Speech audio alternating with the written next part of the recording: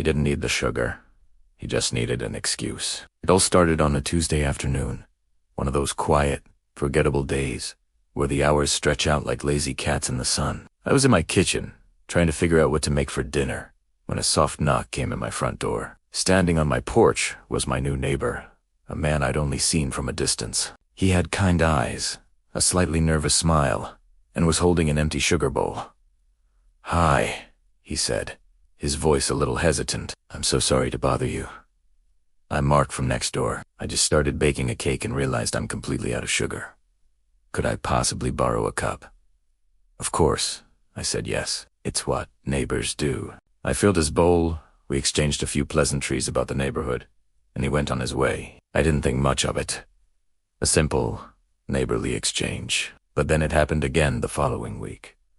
This time, it was flour. And the week after that, eggs. It became a funny little routine. Every Tuesday, like clockwork, Mark would appear at my door, a little embarrassed, asking to borrow a basic ingredient. He was always apologetic, always charming, and always had a new baking project he was supposedly working on. My friends found it hilarious. This guy either needs to learn how to shop or he's the worst baker in the world. My friend Sarah laughed over coffee. I started to wonder myself. Was he really that forgetful? I even joked with him one day, "Mark, they sell these things in bulk at the grocery store, right?" He just chuckled, a faint blush creeping up his neck, and said, I know, I'm hopeless."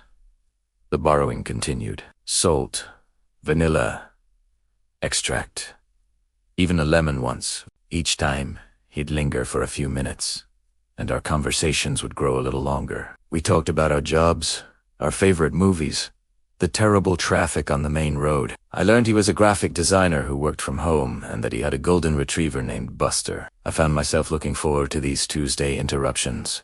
They were little bright spots in my otherwise predictable week. One rainy Tuesday, the knock came as expected. I opened the door to find Mark, looking more sheepish than ever, holding an empty measuring cup this time. "Don't tell me," I said, leaning against the doorframe with a smile. "Let me guess. Baking soda?" He shook his head, a small, genuine smile playing on his lips. "Actually," he started, "I have a confession to make." He took a deep breath. "I've never been out of sugar, or flour, or eggs." I stared at him, confused. "Then, why?" He looked down at the empty cup in his hands, then back up at me, his gaze direct and sincere. "Because I moved here 3 months ago, and I didn't know anyone. I saw you in your garden one day, and you had such a warm smile. I wanted to meet you, but I'm terrible at just starting conversations. I couldn't think of any other way to talk to you." He paused, and the sound of the rain filled the silence between us. "So, I came up with the stupidest plan in the world. I figured borrowing a cup of sugar was a safe excuse. I never expected I'd have to keep it up for this long. To be honest, I can't even bake. My kitchen is probably the cleanest room in my house." I was speechless. All those weeks, all those borrowed ingredients, it wasn't about baking at all. It was his way of building a bridge, one cup of sugar at a time. A wave of warmth washed over me, a feeling much sweeter than any cake. I started to laugh, a real, genuine laugh that came from deep inside. He looked worried for a second, then a relieved grin spread across his face. "So," I said, once I'd caught my breath, "all this time, you weren't making cakes?" "Nope," he admitted, "but I was hoping. Maybe you'd let me buy you a slice of cake from the bakery downtown, to make up for all the ingredients I've been hoarding."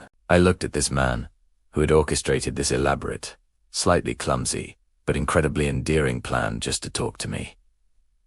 A man who chose a cup of sugar over a simple hello, and I realized something. Sometimes, the most roundabout paths lead to the most wonderful destinations. Sometimes, you think you're just lending a neighbor some sugar, but you're actually giving them a reason to knock on your door again.